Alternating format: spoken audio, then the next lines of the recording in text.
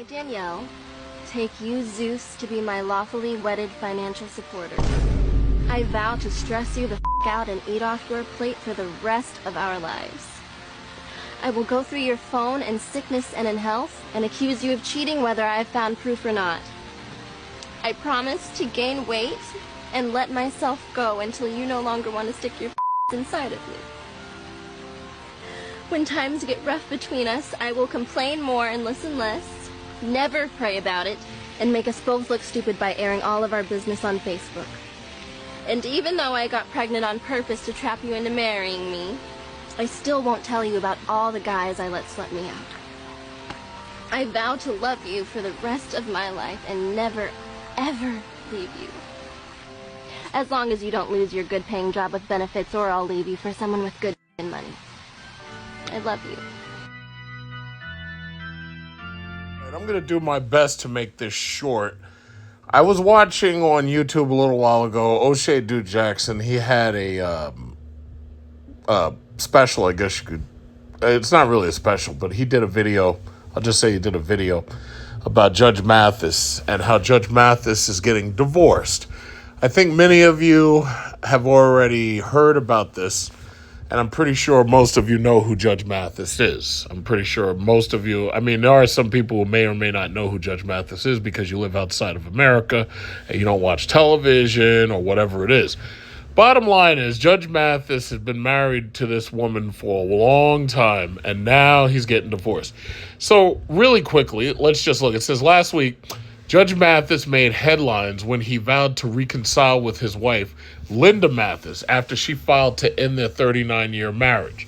Despite his intentions, Linda appears resolute in her decision to move forward with the divorce. Now, before I even go on, let's just understand something. You may or may not know the story of the Sword of Damocles, right? So basically, I'm going to make it really, really short. Basically, there was a servant. I'll just say servant. There was a servant named Damocles. And there was a king. And Damocles went to the king. He was like, wow, you're awesome. You've got everything going for you. You're the king. You got all this money. You got gold. You got women, blah, blah, blah. So the king, he was, smitten. I shouldn't say smitten, but okay, he was flattered that Damocles, was recognizing him as being such a powerful man. So the king was like, you know what? It looks good to have this and to have all this stuff, but for the most part, it's not what it's cracked up to be. And of course, it would be kind of like the equivalent of you or me arguing with Elon Musk about how good he's got it because he's so rich, or arguing with Jeff Bezos about how good they've got it because they're so rich. Like, oh man, if I had $100 million, I'd do this and I'd do that and it would be great and all this. And then they're trying to tell you, they're like, wait, you know what? It's not what it's cracked up to be. But you don't believe it because all you see is the money. So anyway, the king, he decided, he was like, okay, you know what, Damocles, if you think this is such a great seat to be in, this throne, you think this is so great, this is what I'm going to do. I'm going to let you be king for a while, and I'm going to step down. I'm going to let you be king. And you're going to have all of the rights and privileges that I have, right? However, there's one thing that I'm going to add to the throne. I'm going to put a sword above it, and it's going to be attached to a really thin string, right? So you've got a sword pointing down at your head, and it's swinging above the throne, right? And basically, no matter how good you've got it on that throne, you're always worried about what could happen if that sword falls off and stabs you basically right through the head, right? So the king gave Damocles his throne, and it wasn't very long before Damocles was like, you know what, yo, listen, king, thank you for everything, but I don't want this anymore. You can have it back. Because, they say heavy lies the crown on the king's head. And that's basically the story of Damocles. You could go read it yourself. You could just look it up because you have the internet and everything. Long story short, divorce is basically the sword of Damocles. First of all, you'd have to be stupid as a man at this point to get married in America. I've seen the meme a couple of times. They say, if Jeff Bezos, Bill Gates, Elon Musk, if the richest men in the history of men couldn't keep their wives happy and keep them from divorcing them, what chance do you have, right? Now, it may or may not always be just about money, but the mere fact that these men had all of this money, all of this power, and they still couldn't keep their wives from divorcing them, it's basically saying, well, what chance do you have? Divorce is a threat. And that's the thing about it. You have to start changing your language a little bit and thinking about it in different terms. Now, there are some men at this point who are smart enough to say, you know what? I'll have my fun and date and everything, but I'll never get married. Or at least I'll never get married in America. Divorce is a threat. It's a constant threat. That's what it is. It is the threat of the sword swinging above your head with a thin rope, and at any given time, that sword falls off that rope and stabs you right in the head. Divorce is a threat. Divorce is the sword of Damocles itself. What are they threatening to take? They're threatening to take away half your shit. Eddie Murphy did a great skit about that. He was like, yo, I'm going to be in the jungles of Africa to find a wife. And the problem is, if I bring her back to America, they're going to educate her or whatever. And then she's going to turn on me and she's going to try to take half my shit. And that's what it comes down to. You see, ultimately, and I said I'm not going to make this long. I'm going to make this quick. You got to understand something. The problem with men are hunter-gatherers. Everything in a man's DNA is about hunting and gathering. And we do the same thing all the time. Like, for instance, I was just at Costco. We go to the store now to hunt for food. We don't have to go out there with bows and arrows and shit and actually hunt live animals unless we live in, like, Alaska or something. We go to the stores to hunt for food. We go to Walmart to hunt for food. We go to BJ's to hunt for food. We're hunters. That's what we do. No matter how much civilization they try to infuse in us, the bottom line is, in our base DNA, we're hunters. Not only that, but we're gatherers. We like to go out, hunt for things, and we gather them, and we collect them, we bring them back home, right? It works the exact same way with women. Men go out and hunt for women, and they gather them, and they bring them back home. Now, the crazy thing about men is that when we get stuff, we like to accumulate stuff. George Carlin once had a joke. He said, your house is a place to keep your stuff while you go out and buy more stuff. And he was 100% right about that. Men are hunter-gatherers. We hunt, we gather. We go out and get food, we go out and get women, whatever it is, we bring it back to the house. What a man is ultimately believing is that he's going to basically have quote-unquote in-house cat. He believes that he's going to go out, hunt for a woman, bring her back, and that he's going to have a woman in the house who's going to stay in the house, who's going to cook, clean, fuck, and whatever, and take care of the kids and keep everything clean and blah, blah, blah, do the laundry, whatever. The problem, however, men have all types of stuff. We got race cars, we got trucks, we got guns, we got toys and stuff. We got all types of computer toys. Women are the one thing that you can hunt and gather that can actually decide to up and leave and take half your shit with you. The cat can't do that. Like, let's say you have a pet cat. Your pet cat could go outside right now and never come back. It's like, oh, yeah, I'm really heartbroken, but I'll get me another cat. No big deal. But the cat can't take half your shit with them. The cat can't say, yeah, well, you got to give me one of the cars. Or you know what? You got to give me half of this house. And that means you're going to have to take out a mortgage to buy me out of your property, probably that you bought yourself. Nothing else we have can do that. Now, dogs typically don't leave. Dogs typically stay with their master as long as their master's, treats them fairly and feeds them and everything. A dog is not going to leave. Cats will leave. But the thing about it is, even if the dog decides to up and leave, the dog can't take half your shit with them. The dog can't take your kids with them. Like everything else in this house, like me. If I go into one of my bedrooms, what's in there? Let's see. let's say my computer. My computer is part of my stuff. My computer cannot get up and say, yeah, I'm going to take the kids and I'm going to drive this car and I'm going to take one of the cars and just leave. And you can't stop me. The problem with men is men are like genetically coded to be hunter-gatherers. And they haven't figured this shit out yet, that in this country, with these laws, they've literally given your women the ability to turn on you and take your shit. You know? And that's the bottom line. So what you have ultimately is a threat hanging above your head. I'm going to take half your shit, I'm going to take the kids, and I'm going to go to my mama's house or whatever it is. For everybody, it's a little bit different because some people, some people have property and only their name's on it. Some people have property with somebody else. Some people have kids, some people don't. Some people have 2 cars, some people have 1. Everybody's a little bit different. Divorce is a constant threat. So I'll just say it like this. You'd have to be out of your fucking mind to get married in America at this point. That's just what it is. It's like there are some countries where there is no divorce. There still are countries out there where you can go to, there is no divorce. If you decide to get married, there is no divorce. They can do a lengthy annulment process and annul the marriage, but for the most part, they don't have a real divorce.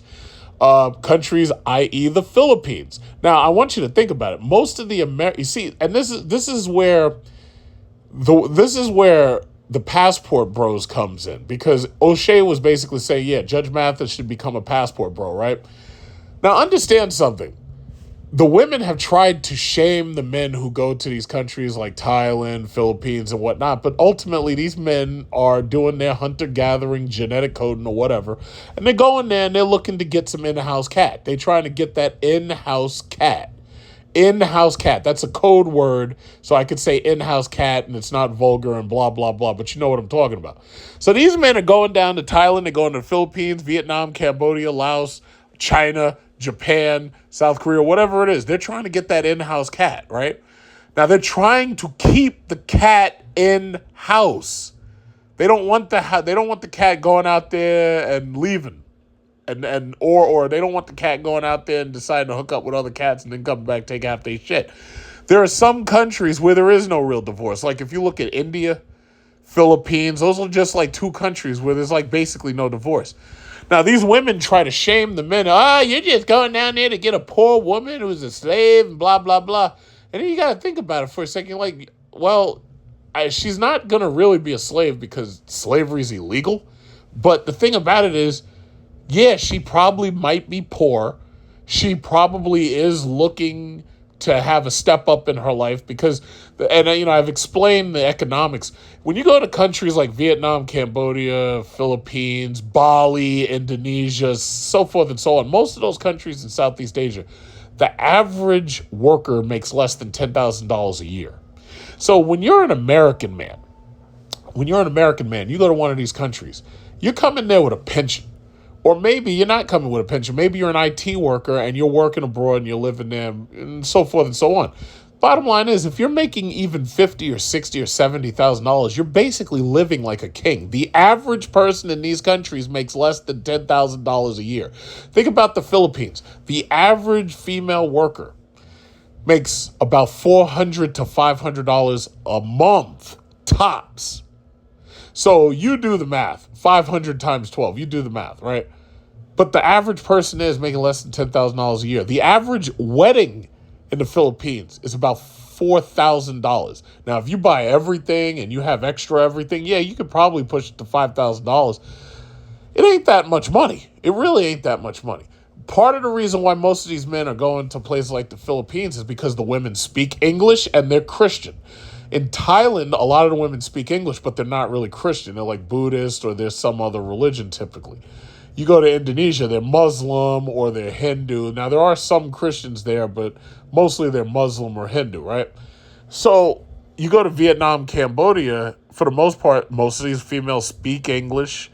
They're probably not Christian, but they do speak English. You go to South Korea, Japan, China, yeah, for the most part, they mostly speak English, but they're not Christian. The reason why these guys want to go to the Philippines is because these women speak English and they're Christian. So the reality is, more and more of these passport bros, they're going to South America and they're going to Southeast Asia. And that's the bottom line. The women are trying to shame, oh, you just want a poor girl you can control.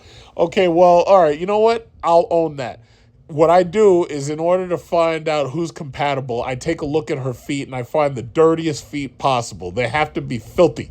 No cleanliness whatsoever, because if they're clean, that might mean that she knows English really well, and that might mean that she's a liberal feminist, and we can't do that. So, yes, I'm looking for poor, dirty feet.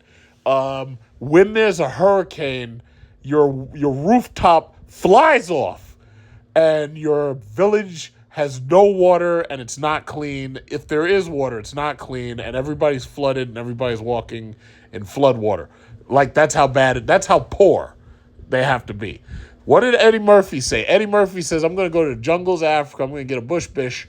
And her name's Umfufu.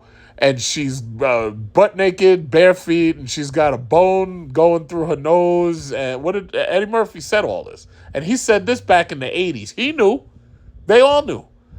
They knew. They knew that what was it, second wave feminism or third wave feminism? They knew that after whatever 1970s, whatever that was, they knew that the sword of Damocles had just been hung above their head. And they were watching richer men. They were watching rich men get fucked in court. That's what they saw. They were warning us about this shit for years. And now look where we are. So you got somebody like Judge Mathis. Now, as far as Linda Mathis, as far as I know, she has no talent. I've never seen her do anything. What I have seen is I've seen this judge banging the gavel, and that was Judge Mathis. I haven't seen Linda do nothing. So my question is, how can you leave this man and take half his shit or take a large percentage of his money when that ain't yours? He earned that. You didn't build anything. The most you could do for this man is have children. He's the one on television I saw for the last 10 or 15 years banging that gavel and forcing people to pay restitution to other people and stuff. You didn't do shit. I never saw no Linda Mathis show. What did you do to earn anything? The answer is nothing. But in the American court system, this is the sword of Damocles hanging above your head. You know, I almost don't even have to read this because you already know what it is, but I'm going to say, look at this. It says, according to court documents obtained by In Touch, Linda Mathis, 61. Now, she's divorcing him at 61. Think about that. 61. Has taken the next step in the dissolution of their marriage by hiring a process server to serve her husband with divorce papers personally. The process server delivered the paperwork to their $5 million home in Beverly Hills at 10:30 a.m., ensuring that Judge Mathis, 64, received the documents just one day after Linda filed for divorce on August 22nd. The couple, who have been married for nearly 4 decades, are parting ways due to irreconcilable differences, as cited in Linda's petition. She listed the official date of their separation as July 17th, while their marriage has produced 4 adult children, Amir, Jade, Greg Jr., and Kamara. The issues of custody and child support are not factors in the divorce proceeding. So they're old. Okay, so in her filing, Linda has requested spousal support from Judge Mathis and asked that he be cut off from any financial support. As the legal process unfolds, it remains to be seen how the couple, who have shared a long and public relationship, will navigate the end of their marriage. Judge Mathis, known for his long-running television show where he dispenses justice with a blend of sternness and humor, now faces a personal challenge off screen. Whether his vow to reconcile will lead to any change in the proceedings is uncertain, but for now, Linda Mathis seems determined to move forward. It says, what does it say? It says, now I see why Judge Mathis was mad on the show. Well, I think he was mad because there was too many dope fiends. That's what he always says. He says it's dope fiends. So, yeah, that's what it is. It says, yes, she served him these papers in their $5 million L.A. mansion. So that's the thing, man. What did she do to earn whatever that money is? Now, she said something about she wants spousal support, but she's going to take him off of, like, financial assistance or something like that. But here you have this man, because you know how old people are. What old people oh yeah, well, we've been married like 30 or 40 years, and blah, blah, blah.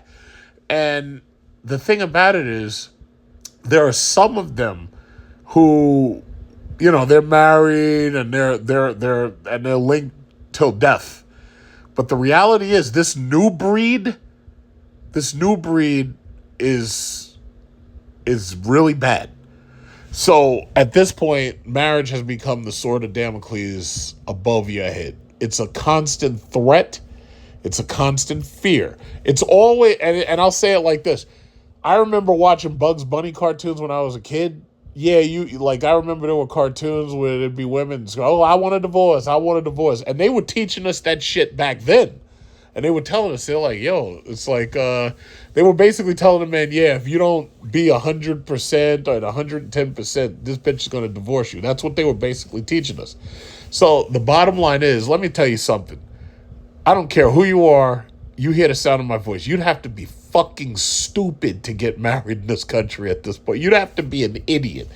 I'll tell you like this. You'd be better off playing Russian roulette and taking a 6-shooter revolver and filling 4 chambers out of 6. You'd have better odds doing that. You'd have better odds playing Russian roulette. And that's where we are. So now the men are more and more, every year I'm pretty sure they'll come out soon. Oh, the men aren't dating and the women aren't dating and the child birth rate is going down and the divorce rates are up and the marriage rates are down. It's like, yeah, this is why. This is exactly why. If somebody like Judge Mathis, now mind you, by Kevin Samuels, by his standards, Judge Mathis absolutely is a high value man. He has utility. He has a high profile job in public. He has other high value men around him, other judges, other lawyers, high value men. He obviously makes a 6-figure salary and has done so for more than 3 or 4 years. In Judge Mathis's case, he's made more than 6 figures for more than a decade. This is the spitting image. If you looked up high value man, this is the stereotypical spitting image of a high value man. And this is what's happening. This is what's happening. He's getting a divorce because she has the power to divorce him. But only in America. You see, most of these other countries, especially like Southeast Asia, because, while I was down there, I kept pointing that out. Indonesia, India, yeah, they ain't got that power. And that's the bottom line. Yeah, they may be able to leave and go live with their family, but they ain't got the power to divorce you and take half your shit. Same thing goes for Philippines, Vietnam, Cambodia. They treat marriage way more sacredly, if that's a word. I think I made that word. They treat it way more seriously. It's a sacred thing to them. They treat it way more seriously. Here, it's like they don't take this shit seriously. Like, that part of the marriage vows, like, it's funny. I had to attend a wedding recently. And I was expecting the marriage vows to read like, do you take this person in sickness and in health, in wealth and in poverty, and at a certain point you get to till death do us part, right? When I see jilted, or maybe that's not the proper word, but when I see angry boyfriends and and boyfriends, this shouldn't be happening, but when I see like angry husbands deleting their wives because they decide that they want to file for divorce, I call it like, I'm like, wait a minute, that was the marriage vows that said till death do us part, didn't it? Like, y'all both stood there and said it, so that's what I expected. So, listen, that's between you and him. And as far as I'm concerned, I call it settling out of court. So when one of these women decides to file divorce on somebody, and that guy decides to delete him and her, when they do the whole deletion, the self-deletion thing, I call that, quote-unquote, settling out of court. because they said yes till death do us part, and he took it seriously. These people are men are hunter gatherers. They take this shit seriously. Like if you try to sneak into a man's house and steal his stuff, that is when you will invoke his worst responses. In this case, you've got your stuff trying to take half your stuff. Like, I'm sorry. Like, I have to dance around it. Like, I can't say specific words. You know why? Because obviously, some social media platforms, we don't necessarily have free speech, blah, blah, blah.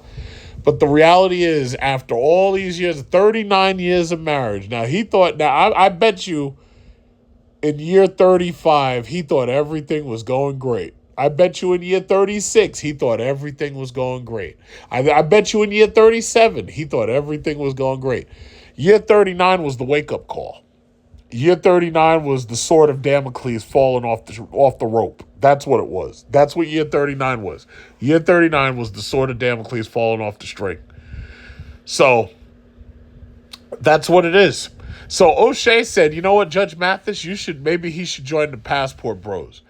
But see, I think people get it wrong a lot. The whole reason for the Passport Bros, it's not simply to go clap foreign cheeks. That's not what it's for. The reason why the Passport Bros exists is to avoid exactly what Judge Mathis is about to go through right now. The Passport Bros are going abroad looking for relationships and marriage with women who are very unlikely to turn on them and divorce them. With proper vetting, with proper precautions, this doesn't become an issue. For example, you hear a lot of people say, don't bring her back. Even Eddie Murphy was warning you, don't bring her back, because if you bring him Fufu back, then they're going to tell her a bunch of stuff, and then she's going to say, Eddie, you treat me like animal. I want half. And that, Eddie Murphy was warning us about this shit back in the 80s.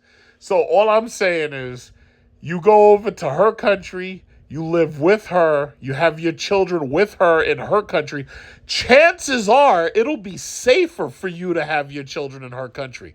Because I should just point out one more time. First day of school, back to school, we got all these little kids going back to school. First day of school, we got 3 school shootings that we know of, that were in the media. We got 3. 2 mass murders, and 1 was a teacher in the Bronx who got shot through a window somehow. I don't even know how that happened. But they haven't really talked about that because it really doesn't help their gun control debate to talk about the criminals that they've allowed to run wild in New York City. It only helps them to talk about AR-15s because they don't really care about that kid, and they don't really care about the father. They just care about trying to take away my AR-15. That's what all that's about. Bottom line is, if you have your children in her country and you live with her in her country, here you've got a willing, younger, beautiful, pretty wife who's willing to, do all the stuff you need, cook, clean, and so forth and so on, and take care of the kids, blah, blah, blah. Only now you're doing it in a place where you can actually easily afford to live. You're doing it in a way where she knows that you're the breadwinner and she's not going to challenge you. The women in this country are challenging the men, and that's a big mistake. Men should not be being challenged by their women. Their wives should not be challenging them. And it's funny because I keep hearing them say this equally yoked bullshit. There's no such thing as equally yoked. You are not my equal. I'm a man. I can outwork you. I can outfight you. I can out just about everything you can do. I can outdo it. The only things you got me on is childbirth, which I cannot do at all. I accept that. I cannot breastfeed. I'm not very good at sewing, but I could kind of do it, but you're better. You're better at sewing. Cooking, you're probably better at that than I am. Even though I can cook and I can bake, you're probably much better than, or at least you should be, because some of you don't have mothers to teach you anything, and you haven't learned anything because you don't have mothers to teach you this stuff. Or you don't have a father in the house for your mother to teach you how to prepare food for your man in the future because you're not going to have one. But bottom line is this. There's a couple of things you can outdo me on. I'll totally admit that. Yes.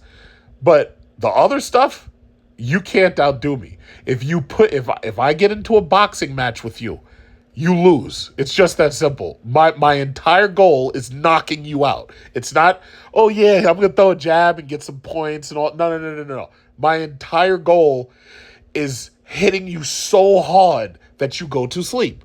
So boxing matches are probably not something you want to do. Sword fighting, yeah, you probably don't want to do that because I'm probably better at that.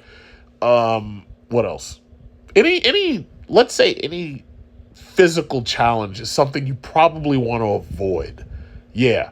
Like, you remember American Gladiators where they had the guys and the women, they were hitting each other with sticks and they had like pads on them and everything?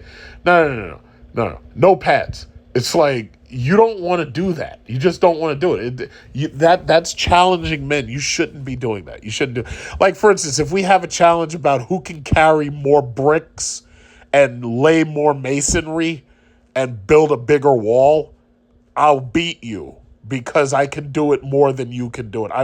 I'm genetically evolved to do that more than you can. I build shit. That's how it works. Challenging me is not going to work out in your favor. But we have an entire culture that's, for whatever reason, it's designed around forcing women to challenge men. I don't know what that's about. And whoever started that, you've really set us on a really, really bad path. Men are supposed to have their place. Women are supposed to have their place. There's certain things that men are supposed to be trained to do. There's certain things that men are supposed to do. There are gender roles. But you've got a society now that's doing everything they can to blur these gender roles. And even when they do that, it ends up biting them in the ass simply because nature doesn't allow the gender roles to get challenged. You're not going to find me in a maternity ward delivering any children. I promise you it won't happen. It just won't happen. I promise. Because men can't have children. Period. Yes, I've had that argument before. No, men can't have children. Real men can't have children. Bio men can't have children. I'm not using that word cisgender. I'm not doing it. That's the stupidest shit I've ever heard. I'm not doing it. Men can't have children. It's just that simple. So why we have a society that wants women to challenge men? This is what you get. This is what you get. You get women who, yeah, you know what I could do? I could take this motherfucker to court and take half his shit. Oh, we got a $5 million mansion? Yeah, well, I can force him to pay me half of that $5 million. He's going to take out a mortgage. He's going to give me 2.5. That's a challenge. That's a threat. That's the sword of Damocles hanging above your head. It's a constant threat. And until you understand that, until you learn to think in those terms, until you learn to understand what gender war actually means, until you recognize that the word war is put next to gender and it says gender war because you're at war with another gender, until you understand that, you're going to end up just like Judge Mathis. With, oh yeah, I'm doing great. We've been married for 38 years. We've been married for how does he talk? Yeah, unlike them dope fiends, I've been married for 38 years. Yeah, well, 39, you got a wake-up call. You got a wake-up call at 39. Now, I guarantee you, judgment. Now, who can I talk about who's had a marriage that hasn't ended this way? Let's see. What's funny is everybody wants to talk about the Passport Bros and they want to talk about young Jeezy and Jeannie Mai in the same sentence, right? Jeannie Mai was not a foreign woman. Jeannie Mai was an American woman who looked like a foreign woman. There's a huge difference. Now, meanwhile, how about you talk about Dave Chappelle? I guarantee Dave Chappelle ain't never going to have to worry about divorce in his life. I guarantee it. I guarantee it. He'll never have to worry about it. Tiger Woods' parents didn't have to worry about it. Tiger Woods' father never had to worry about it. Why? He got his wife from Thailand. Tiger Woods still talking that Cabalasian bullshit. He never had to worry about that. But the thing about it is, look at Dave Chappelle right there. Dave Chappelle is happy as fuck. And he'll never have to worry about Umfufu turning on him. It's not going to happen. It's not going to happen. So, it's really interesting. It's really interesting to me. But, the long story short, passport bros are going to win no matter what. We're going to win. We're going to win. We see, you go over to their country. If you meet one, y'all in love, you get married over there. You stay with her over there until them kids get grown. And if you do want to let your kid come back to this country, okay, yeah, well, you could do that. But I wouldn't do it. First of all, you know what I've noticed? A lot of these foreign people, right? What they do is they come to America just to have their child on American soil, because that pretty much makes them an American citizen, right? Then they take their kid back to their country because I guess they figure, yeah, well, you know, the schools are safer and I can raise them over here. They'll be with family and everything will be much, much better for them. They'll be safe and everything, because them American schools are violent and dangerous. So they take their children out of America so that they can avoid the brainwashing that they'd be getting in our school system. And then when their kids are grown, their kids, being in their country, their kids receive better discipline and they receive better training. Then they bring them back over here and they basically they clean up. Why? Because it's easy for them to do really well in our school system because they've learned all the basics and all the discipline over there.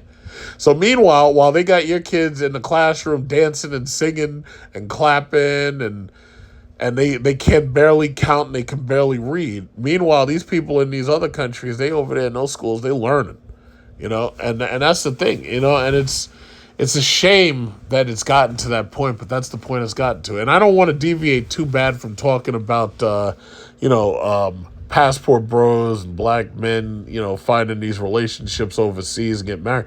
But Jeannie Mai is a terrible example. I saw her on that talk show. That right there was the red flag. That's the only red flag I needed. She's on an American talk show. That's a red flag. That's a huge red flag. That red flag is bigger than the Chinese red flag. That red flag is bigger than the Vietnamese red flag with that star on it. No, man. That was the huge... You literally married a red flag. You did. Oh, yeah, well, their relationship didn't work. Now, y'all always talking about, yeah, you go overseas. He didn't go over. Jeezy didn't go overseas. That was his mistake. He should have actually gone over there. And I would have found somebody. I would have gone right over there. I would have found somebody who looked exactly like Jeannie Mai, maybe even a little bit taller, maybe even a little bit better. And she probably might have known about 6 words in English. Jeezy. You are Jeezy. Young Jeezy. And I'd be like, yes, my name's Young Jeezy. And she's like, okay, Jeezy. And we're like, yes, you know who you are? You're Miss Jeezy. Come on back. Yeah, there you go. We're getting married. Yeah, man, it's like, old Jeezy, you gonna go to a goddamn talk show? That's like marrying somebody off of The View. That's like picking up Joy Behar. That's like getting Whoopi Goldberg. That's just stupid. But, hey, listen, some of these dudes, they like playing Russian roulette. I don't know what it is, man. But I do know Dave Chappelle ain't got to worry about nothing. He ain't got to worry about nothing. Dave Chappelle's going to be a happy man for the rest of his life. He's still going to be making the same jokes. He's still going to be using the N-word every other word. And he's still going to be making the same jokes. He'll be doing his stand-up routines, making fun of former, Transformers. He's going to be making fun of Transformers. Robots in disguise.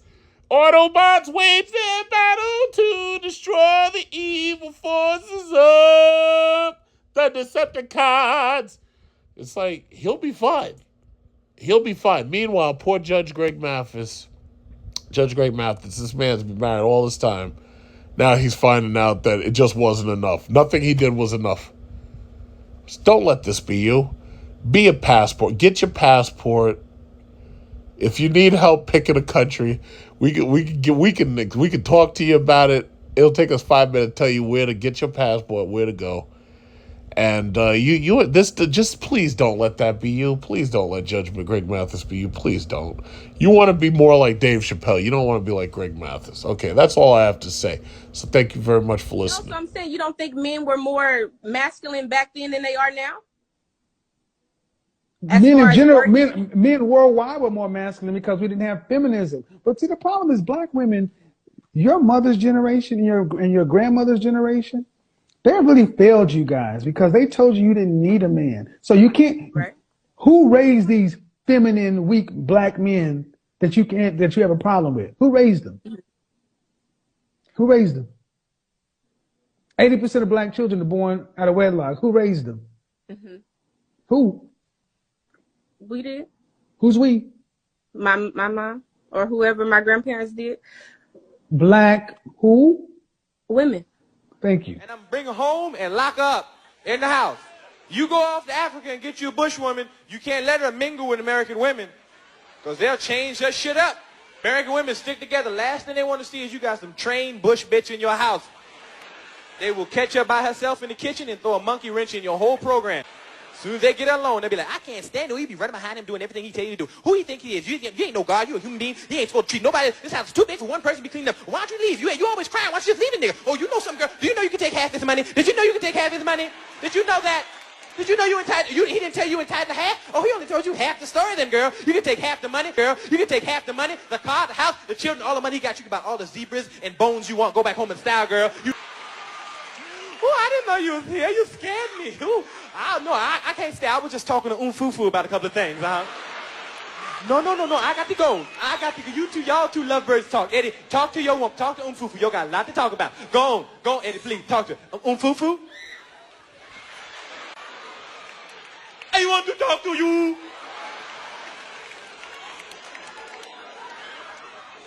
What's your problem, baby? I don't like the way you treat me, Eddie. You treat me like animal. You was butt naked on a zebra last month. I don't care, Eddie. I'm an American woman now. I want what's coming to me. Eddie, what have you done for me lately?